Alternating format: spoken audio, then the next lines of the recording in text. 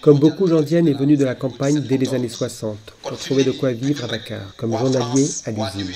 En arrivant en ville, il connaît la dureté de la pauvreté, l'humiliation, la survie au jour le jour. Dans ces années, il s'engage à Caritas. Puis dans les années 80, il rencontre le mouvement ATD Quart Monde, où il se reconnaît et trouve des forces pour tisser des liens avec les familles, puis avec le maire et les chefs religieux. À mon arrivée de Dakar, je n'étais pas heureux. J'étais très fatigué. J'habitais dans un quartier qui s'appelle Fass Payotte, avec des gens qui vivaient là-bas, qui étaient très fatigués. Et moi, j'en faisais partie. J'ai aidé beaucoup de pères de famille, ou bien beaucoup de jeunes, comme je te dis, hein, à l'époque, à travailler journalier. Toutes mes connaissances, je les use pour faire travailler quelqu'un. On a reçu le ATD Quart Monde et on allait en réunion plus souvent chaque mois. Et nous avons vu que vraiment, nous pouvons quand même visiter les gens. Des fois, il ne faut pas abandonner les gens comme ça. Et on allait voir les gens maintenant, on commence à aller les voir petit à petit, avec les mains vides, essayer de parler, de l'écouter, lui donner la parole.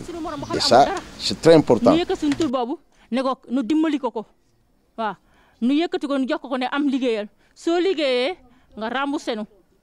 Pour yëkkati joxe nii je dis que demandé kooku bokku ci romb nit rek ne am ñaar dërëm bokku ci ñaar dërëm bi manul def dara ñaar fukki bi manul def dara mais fexe xam nit ki moo gën. Comment il faut parler les gens, comment il faut approcher les gens, comment il faut garder ce que les gens disent. Vous voyez, tout ça. Voilà. C'est une contribution que j'ai dit tout à l'heure, que c'est le mouvement, il nous a amené ça. Mais il nous a trouvé quand même dans le travail. Hein, il a amené une part et, pour nous compléter.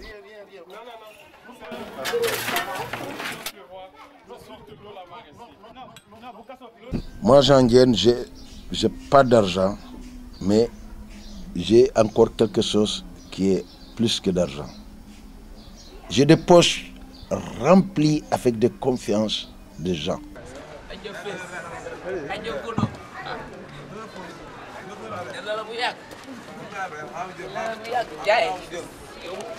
Avec le mouvement ATD Quart Monde, Jean témoigne lors d'événements internationaux.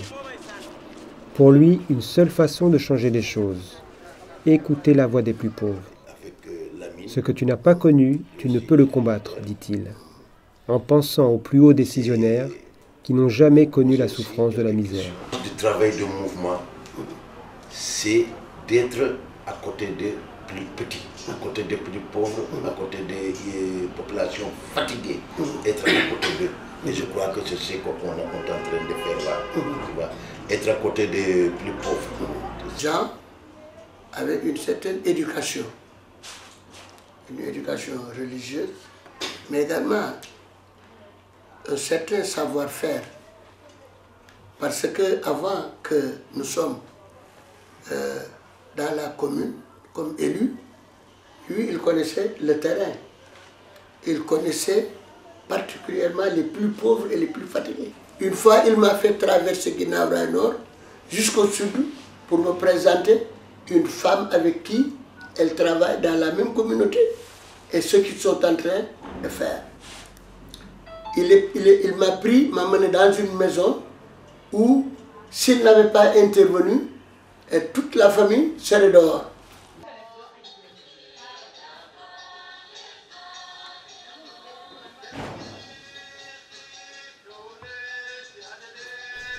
Jean nous dit, le monde continue de créer de la pauvreté.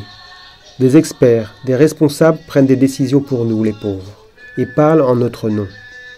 Il faut se battre pour que la société reconnaisse notre savoir et notre intelligence.